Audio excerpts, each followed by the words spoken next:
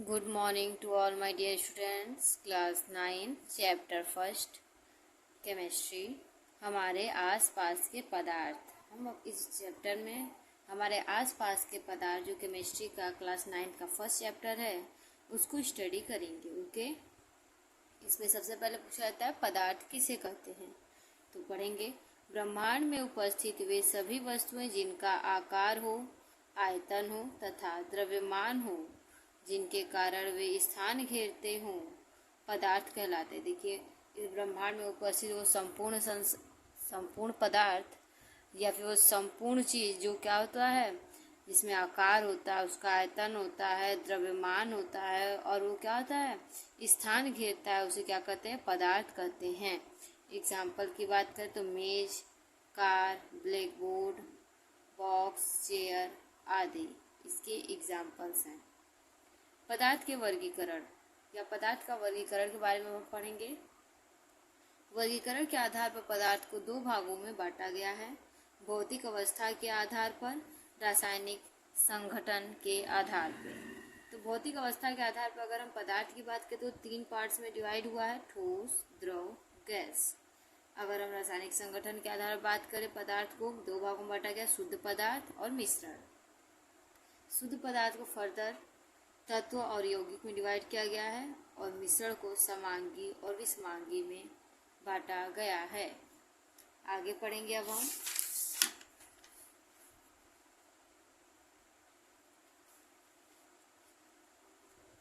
ठोस वे सभी पदार्थ जिनका आकार व आयतन दोनों निश्चित होता है। देखिए, वे सभी पदार्थ जिनका आकार और आयतन क्या होता है, दोनों निश्चित होता है, ठोस का पदार्थ कहलाते हैं। उन्हें क्या कहते हैं, हम ठोस कहते हैं या ठोस पदार्थ कहते हैं। एग्जाम्पल, पेन, चौक, किताब, डस्टर, लकड़ी इत्यादि। ठीक है, ये सभी ठोस के एग्जाम्पल हैं। अब नेक्स्ट पढ़ेंगे ठोस पदार्थ के गुणधर्म। ठोस पदार्थ के गुणधर्म। ठोस अवस्था में अणुओं के मध्य आकर्षण बल अधिक लगता है। देखिए, ठोस अवस्था जो होता है उसमें जो होते हैं अणु, उनके बीच क्या होता है, आकर्षण बल अधिक होता है। अणुओं के बीच दूरी बहुत कम होती है और अणुओं के बीच क्या होती है, दूरी बहुत कम होती है, जिसके कारण वह गति नहीं कर पाती। जिसके कारण क्या होता है, वो जो एटम्स होते हैं वो गति नहीं कर पाते हैं। इस आधार पर हम इसके गुणों की व्याख्या कर सकते हैं। इसके आधार पर हम क्या कर सकते हैं, इसके गुण जो हैं उनकी व्याख्या कर सकते हैं। ठीक है, तो पहला पढ़ेंगे इसमें आकार। ठोस अवस्था में अणु एक निश्चित क्रम में व्यवस्थित होते हैं। देखिए, जो ठोस अवस्था होते हैं उसमें जो अणु होते हैं एक निश्चित क्रम में व्यवस्थित होते हैं तथा अपने स्थान पर स्थिर रहते हैं। और अपने स्थान पर क्या होंगे, स्थिर रहते हैं, जिसके कारण इनका आकार निश्चित होता है। इसी के कारण क्या होता है, इसका आकार क्या होता है, निश्चित होता है। नेक्स्ट पढ़ेंगे आयतन। ठोस पर दाब डालने पर इसके आयतन में कोई परिवर्तन नहीं होता। ठोस पर अगर हम प्रेशर डालें, दाब डालें तो उसके आयतन में क्या होगा, कोई चेंजेस नहीं आएंगे, क्योंकि ठोस के अणु अत्यधिक पास पास होते हैं। क्योंकि ठोस के अणु क्या होते हैं, बहुत ज्यादा पास पास होते हैं। ओके, नेक्स्ट हम पढ़ेंगे आकर्षण बल। ठोस में आकर्षण बल, ठीक है, ठोस में क्या होता है, ठोस के अणुओं के बीच जो आकर्षण बल होता है, बल अत्यधिक लगता है, क्योंकि अणु पास पास होते हैं। ठोस के अणुओं के बीच क्या होता है, आकर्षण बल अत्यधिक रहता है, क्योंकि क्या होते हैं, उनके एटम्स मींस अणु क्या होते हैं, पास पास होते हैं। ओके, नेक्स्ट देखिए घनत्व। ठोस के अणु पास पास होते हैं, जिसके कारण इसका घनत्व अधिक होता है। ठोस के क्या होते हैं, अणु जो होते हैं बहुत पास पास होते हैं, इसलिए इसका घनत्व भी अधिक होता है। अब हम पढ़ेंगे द्रव। वे सभी पदार्थ जिनका आयतन निश्चित होता है परंतु आकार अनिश्चित होता है, द्रव कहलाते हैं। ठीक है, देखिए, वे सभी पदार्थ जिनका क्या हो, आयतन मीन्स ऊपरी सरफेस क्या हो, निश्चित हो, और आकार शेप क्या हो, चेंज होता है, उसे क्या कहते हैं, द्रव कहते हैं। द्रव के गुण की बात करें तो द्रव अवस्था में अणुओं के मध्य दूरी थोड़ी बढ़ जाती है। जो द्रव अवस्था होता है उसमें अणुओं के बीच क्या होती है, दूरी थोड़ी सी बढ़ जाती है। ठोस की अपेक्षा जिसके वजह से संसंजन बल कुछ कम हो जाते हैं। ठीक है, इसी के अपेक्षा क्या होते हैं, ठोस की अपेक्षा द्रव में संसंजन बल क्या होते हैं, कुछ कम हो जाते हैं। इसी कारण द्रव के अणु गति करते हैं, और इसी के यही एक कारण है जिसके कारण क्या होते हैं, द्रव के अणु क्या करते हैं, गति करते हैं। इस आधार पर द्रव के अणु की व्याख्या कर सकते हैं। इसी आधार पर क्या कर सकते हैं, द्रव के अणुओं की क्या कर सकते हैं, हम व्याख्या कर सकते हैं। ओके, नेक्स्ट हम पढ़ेंगे आकार। द्रव के अणु लगातार गति करते रहते हैं। द्रव के अणु है वो क्या करते हैं, लगातार गति करते रहते हैं, जिसके कारण यह अपने स्थान पर स्थिर नहीं रहते हैं। इसी के कारण क्या करते हैं, ये अपने स्थान पर स्थिर नहीं रहते हैं। इसलिए द्रव का आकार अनिश्चित होता है। इसलिए क्या होता है, द्रव का जो आकार होता है वो क्या होता है, अनिश्चित होता है। नेक्स्ट हम पढ़ेंगे आयतन। द्रव के अणु लगातार गति करते रहते हैं। द्रव के अणु क्या होते हैं, लगातार गति करते रहते हैं, परंतु अपने सीमा के अंदर अपने पृष्ठ में सतह को छोड़ते नहीं है, और अपनी सतह को लेकिन क्या करते हैं, वो छोड़ते नहीं है। लगातार गति करते हैं लेकिन अपनी सतह को कभी छोड़ते नहीं है। इसलिए द्रव का आयतन निश्चित होता है। इसलिए क्या होता है, द्रव का आयतन निश्चित होता है। तरलता, नेक्स्ट हम पढ़ेंगे तरलता। द्रव अणुओं की गतिशीलता के कारण ये तरल होते हैं। द्रव अणु जो गति करते हैं इसी कारण क्या होते हैं, ये तरल होते हैं। द्रव की तरलता द्रव में उपस्थित संसंजन बल पर निर्भर करता है। देखिए, द्रव की जो तरलता होती है वो द्रव में उपस्थित संसंजन बल पर क्या करता है, निर्भर करता है। नेक्स्ट हम पढ़ेंगे गैस। वे सभी पदार्थ जिनका आकार एवं आयतन दोनों अनिश्चित होता है गैस कहलाते हैं। देखिए गैस जो होते हैं उनके क्या होता है, आयतन और आकार दोनों ही क्या होता है, अनिश्चित होता है। ठीक है, गैस का गुणधर्म। अब गैस के गुणधर्म के बारे में हम पढ़ेंगे। गैस के अणु बहुत तेजी से गति करते हैं। गैस के अणु क्या होते हैं, बहुत तेजी से क्या होते हैं, गति करते रहते हैं, जिसके कारण गतिज ऊर्जा बहुत अधिक होती है। इसी कारण क्या होता है, गैस में गतिज ऊर्जा बहुत अधिक होती है, तथा गैस के अणुओं के बीच और क्या होता है, गैस के अणुओं के बीच आकर्षण तथा प्रतिकर्षण बल लगभग शून्य के बराबर होता है। और आकर्षण और प्रतिकर्षण बल क्या होता है, लगभग शून्य के बराबर होता है, 0 होता है। ठीक है, इस आधार पर हम गैस के गुणों की व्याख्या कर सकते हैं। इसके आधार पर हम गैस के गुण जो होते हैं उसकी क्या कर सकते हैं, व्याख्या कर सकते हैं। पहला, आकार। गैस के अणु की गतिज ऊर्जा अधिक होने के कारण ये स्थिर नहीं होते हैं। गैस में क्या होता है, गतिज ऊर्जा बहुत अधिक पाया जाता है, इसी कारण क्या होता है, ये स्थिर नहीं होते हैं। इसलिए इसका आकार अनिश्चित है। इसलिए इसका जो आकार होता है, जो शेप होता है वो क्या होता है, निश्चित नहीं होता। ठीक है, नेक्स्ट पढ़ेंगे आयतन। गैस के अणुओं के बीच आकर्षण प्रतिकर्षण बल बहुत कम होने के वजह से तथा गतिज ऊर्जा अधिक होने की वजह से ये अणु अपने सतह को छोड़ देते हैं। इसी कारण गैस का आयतन अनिश्चित होता है। देखिए, गैस में क्या होता है, आकर्षण और प्रतिकर्षण बल क्या होता है, बहुत कम होता है, और इसके साथ ही गतिज ऊर्जा बहुत अधिक होता है, जिसके कारण वो क्या होते हैं, अपने सरफेस को इस ऊपरी सतह को क्या छोड़ देते हैं। इसी के कारण इनका आयतन भी निश्चित नहीं होता है। ओके, नेक्स्ट हम पढ़ेंगे दाब।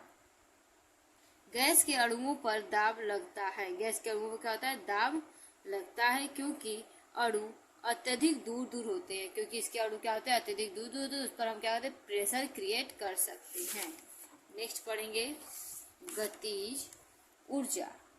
ओके, गैस के अणुओं की गतिज ऊर्जा अधिक होती है। गैस के जो अणु होते हैं उनकी क्या होती है, गतिज ऊर्जा अधिक होती है, क्योंकि अणु दूर होने के वजह से लगातार गति करते हैं। क्योंकि ये क्या होता है, गैस के अणु जो होते हैं दूर होते हैं, और इसके कारण क्या होते हैं, लगातार गति करते रहते हैं। नेक्स्ट पढ़े पदार्थ का अवस्था परिवर्तन। ये पदार्थ जो होता है उसका अवस्था परिवर्तन होता है। जैसे जल की बात करते हैं, ठोस और द्रव वाष्प दोनों में पाया जा सकता है। ठीक है, तो अब देखिए, पदार्थ तीनों अवस्थाओं में रह सकते हैं। पदार्थ क्या होते हैं, तीनों स्टेट में, तीनों अवस्थाओं में रह सकते हैं। पदार्थ का अवस्था परिवर्तन अणुओं के गति एवं स्थितिज ऊर्जा में परिवर्तन के कारण होता है। गतिज ऊर्जा और स्थितिज ऊर्जा के क्या होता है, चेंजेस के कारण इसमें होता है। जैसे कि अगर हम जल की बात करें तो जल क्या है, अगर हम जल को देखिए ठंडा करेंगे तो क्या होगा, बर्फ बन जाएगा, और जल को जब हम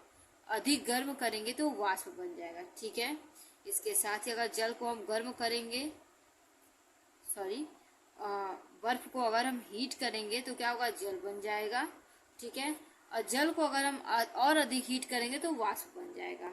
ठीक है, वाष्प को क्या हम ठंडा करेंगे तो जल बन जाएगा, और जल को अगर हम और ज्यादा ठंडा किए तो बर्फ बन जाएगा। ठीक है, पदार्थ की अवस्था परिवर्तन, द्रव की अवस्था परिवर्तन, संबंधित गुण। ठीक है, द्रव की अवस्था परिवर्तन के संबंधित क्वालिटीज की बात करेंगे। गलनांक सबसे पहले पढ़ेंगे। वायुमंडल के मानक दाब पर जब कोई पदार्थ किसी निश्चित ताप पर ठोस से द्रव में परिवर्तित होते हैं तो वह निश्चित ताप उस पदार्थ का गलनांक कहलाता है। ठीक है, देखिए वायुमंडल का वह मानक दाब जिस पर क्या होता है, कोई पदार्थ, ठीक है, ठोस अवस्था से द्रव अवस्था में परिवर्तित हो जाता है तो यह निश्चित ताप जो होता है उस पदार्थ क्या कहलाता है, गलनांक कहलाता है। नेक्स्ट हम पढ़ेंगे हिमांक। ओके, वायुमंडल के मानक दाब पर जब कोई पदार्थ, ठीक है, जब कोई पदार्थ किसी निश्चित ताप पर द्रव अवस्था से ठोस अवस्था में परिवर्तित होता है वह निश्चित ताप उस पदार्थ का हिमांक कहलाता है। देखिए वायुमंडल का वह निश्चित दाब जिस पर क्या करे, कोई द्रव पदार्थ है वो क्या हो, ठोस में परिवर्तित हो। ठीक है, तो वह निश्चित ताप जो होता है उस वस्तु का क्या कहलाता है, हिमांक कहलाता है। नेक्स्ट हम पढ़ेंगे क्वथनांक। वायुमंडल के मानक दाब पर कोई पदार्थ जिस निश्चित ताप पर द्रव अवस्था से वाष्प अवस्था में परिवर्तित हो जाता है उसे पदार्थ का क्वथनांक कहते हैं। देखिए वायुमंडल का वह निश्चित ताप जिस पर क्या हो, कोई द्रव वाष्प में कन्वर्ट हो जाए, ठीक है, तो उसे उस पदार्थ का क्या कहते हैं, क्वथनांक कहते हैं। नेक्स्ट पॉइंट हम पढ़ेंगे द्रवणांक। वायुमंडल के मानक दाब पर कोई पदार्थ जिस निश्चित ताप पर वाष्प अवस्था से द्रव अवस्था में परिवर्तित होता है उसे उस वस्तु का द्रवणांक कहते हैं। देखिए कि वायुमंडल का वह निश्चित ताप जिस पर कोई क्या हो, वाष्प हो, ठीक है, वाष्प क्या किसमें कन्वर्ट हो, जल में कन्वर्ट हो, उसे उस वस्तु को क्या कहते हैं, द्रव्यणांक कहते हैं। द्रव में कन्वर्ट हो, ठीक है, द्रव अवस्था में परिवर्तित हो। ओके, नेक्स्ट आगे हम पढ़ेंगे वाष्पन ना। वाष्पन में जब कोई द्रव किसी भी ताप पर वाष्प अवस्था में परिवर्तित होता है तो इस प्रक्रिया को वाष्पन कहते हैं। देखिए जब कोई क्या हो, द्रव किसी भी ताप पर क्या हो, वाष्प अवस्था में परिवर्तित हो तो उसे क्या कहते हैं, उस पदार्थ का वाष्पन कहते हैं। ओके, नेक्स्ट हम पढ़ेंगे संघनन। किसी पदार्थ की वाष्प के द्रव अवस्था में परिवर्तित होने की प्रक्रिया संघनन कहलाती है। देखिए कोई पदार्थ जो क्या, पदार्थ की वाष्प अवस्था से क्या द्रव अवस्था में परिवर्तित होने की जो प्रक्रिया होती है उसे क्या कहते हैं, संघनन कहते हैं। जैसे उदाहरण के लिए ओस की बूंद का बनना, ओस की बूंद का बनना इसका एग्जाम्पल है। अब हम पढ़ेंगे ऊर्ध्वापातन। क्वेश्चन ऊर्ध्वापातन इंपॉर्टेंट, जितना भी कुछ पढ़ा रहे चैप्टर सभी कुछ बहुत इंपॉर्टेंट है, लेकिन ऊर्ध्वापातन अधिकतर पूछा गया है। ठीक है, कुछ ठोस पदार्थ दाब एवं ताप की साधारण, ठीक है, साधारण अवस्थाओं में ठोस अवस्था से सीधे गैस अवस्था में परिवर्तित हो जाते हैं।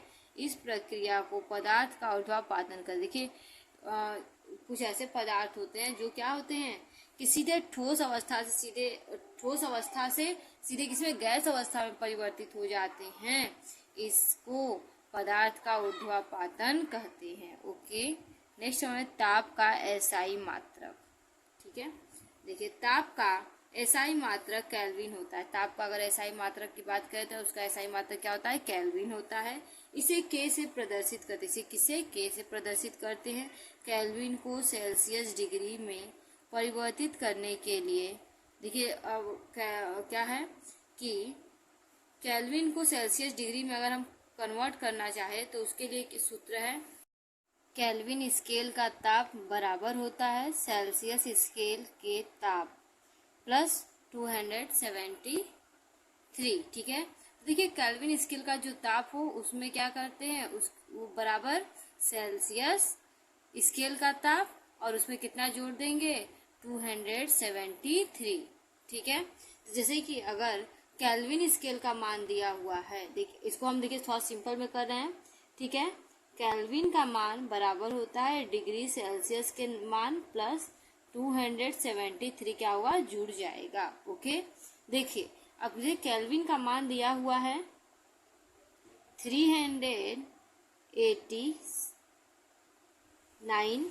ठीक है, 389 दिया हुआ है, तो ये बराबर होगा, आप देखिए डिग्री सेल्सियस का मान निकालें, डिग्री सेल्सियस प्लस कितना हो गया, 273। ओके, तो अब देखिए आप लोगों ने ये मैथ में पढ़ा भी होगा या फिर छोटे क्लास में जानते भी होंगे, जब स्क्वायर टू के इस साइड जाता है, ठीक है, तो इसका मान क्या होता है कि ये जो इसका मार्क है वो चेंज हो जाता है, जैसे प्लस है तो माइनस हो जाएगा, माइनस है तो प्लस हो जाएगा। ठीक है, तो 389 minus 273 is equal two degree Celsius. अब इसमें से इसको घटा देंगे तो डिग्री सेल्सियस का क्या होगा, मान हो जाएगा। देखिए घटाकर आपको दिखाते हैं 389 माइनस 273। ठीक है, तो देखिए 6 यहाँ पर आएगा, ठीक है, 1 यहाँ और 1 यहाँ, 116। ठीक है, 116 इक्वल टू डिग्री सेल्सियस, तो कितना डिग्री सेल्सियस आएगा, 116 डिग्री सेल्सियस का क्या होगा, मान आ जाएगा। ओके, आप लोगों को समझ में आया होगा, तो आप लोग अच्छे से इसका स्टडी करिए। Thank you.